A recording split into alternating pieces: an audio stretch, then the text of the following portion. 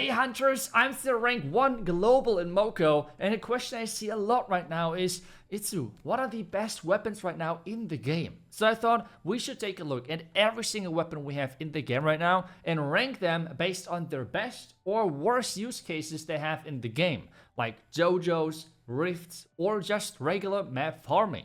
Because there's a lot of different things you can do in this game, and there's different weapons which are kind of fitting that playstyle or not really.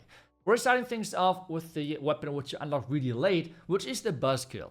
This weapon is actually overall, in my opinion, one of the coolest looking. But since this ranking is not about the style points, it's more about how good something is, it is only in the mid-range. Because it does splash damage, and overall every second attack, roughly, you're going to spawn a bee. You can get up to 3 bees with this weapon, and they're dealing a ton of damage, as you can see right now. The problem though is, your melee, you deal damage as well, but then you're kind of squishy.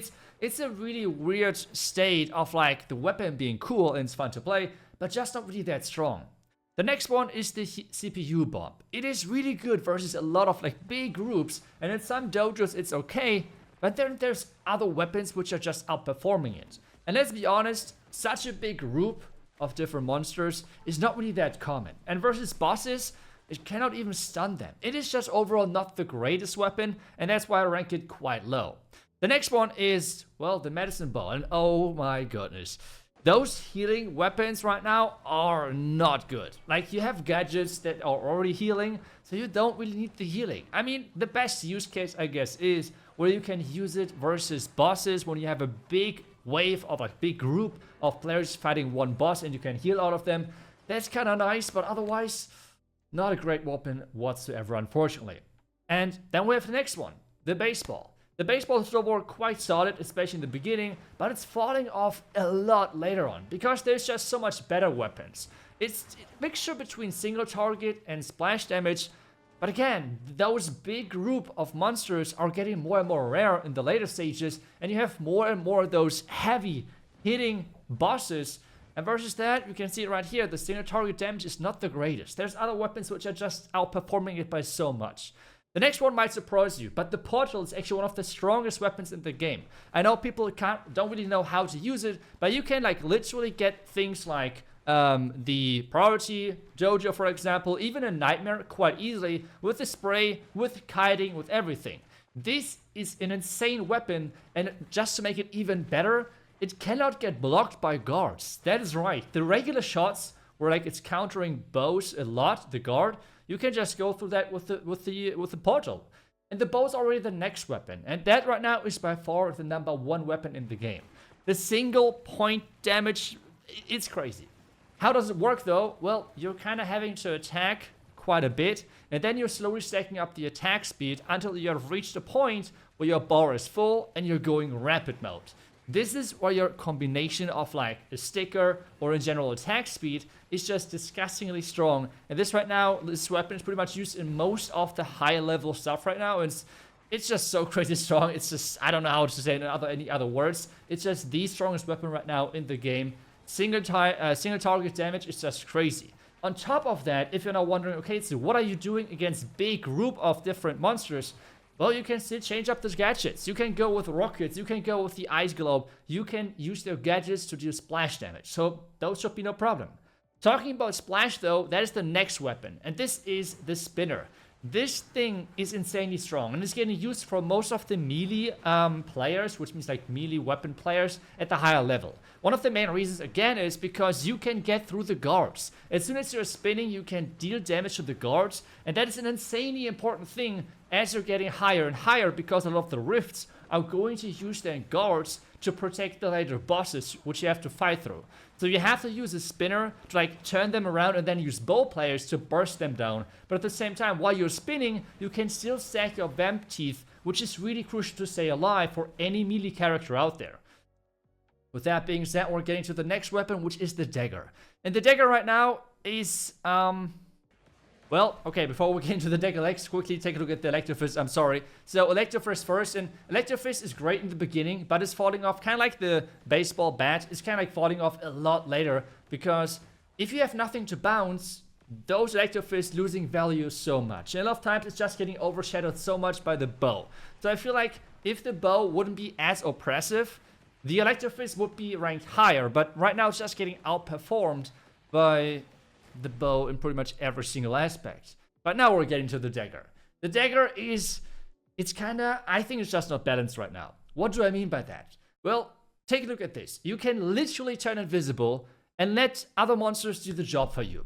The same thing happens with Rifts. What you can do is just 4 players with the Dagger, turn invisible in the beginning of a Rift, just run through the boss, run through all of those monsters towards the boss, and you're going to be fine.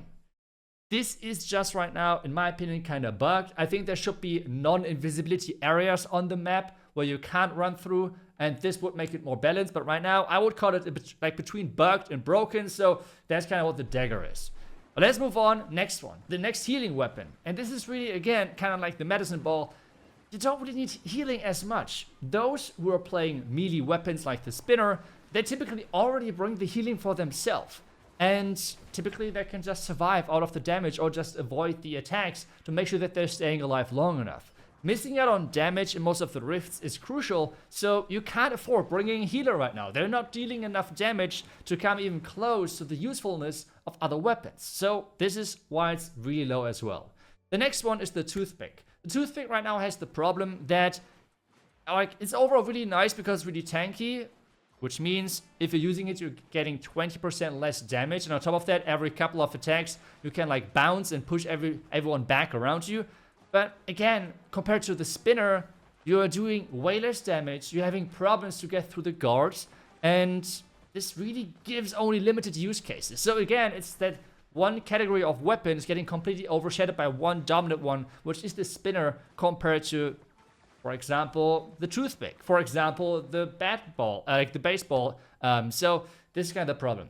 The next one though now is going to be the Wolfstick. And that might be a big surprise. I put it in the S tier as well. The reason for that is pretty much only PvP. PvP right now is completely getting dominated by the combination of Dagger and the multi-zap. What do I mean by that? If you're able to isolate an opponent and then use the Dagger, which means 25% extra damage, and then the multi-zap, you can pretty much burst down anyone. There is literally no counterplay if there's no other troop around. And spawning a troop, like the bear, means that you have this other thing around you which can tank those multi-zaps. And this is why it's so good. At the same time, you have like long range damage, you have a tank in front of you, and with that you can as well deal a lot of damage to NPC monsters without losing your own hit points. This is why this weapon is so strong in PvP and why I put it in the S tier, because as I said earlier, the entire ranking is on the best use cases I can find for the weapons. And while the bow obviously is dealing crazy single target damage, the Dagger are kind of like bugged, glitched, whatever you want to name it, where you're invisible and really take advantage of that. This weapon is just crazy in PvP. In the other modes, it's only, I guess, mid. But again, we're doing this ranking based on the best use cases, and this is why we have this weapon so highly in the list. And that's already pretty much the entire list. We have went through every single weapon there is, and I really would like to hear your opinion. As I already said, this is based on pretty much now playing for roughly 1 week on the highest possible EXP level, which means we have done a lot of rifts. We have done all of the dojos, which are by now completed, which means even all of the nightmare dojos are completed. And based on that experience, this is what the ranking is based on. Obviously, if we're going to unlock more weapons in the future, I will try to make an updated video, but that's it at least for now. And I think, let's see when the next weapon is even going to be unlocked. Otherwise, thank you so much for watching as always. I hope you enjoyed this video, and hopefully I will see you then back with the next Moco video. Until then, see ya and bye bye.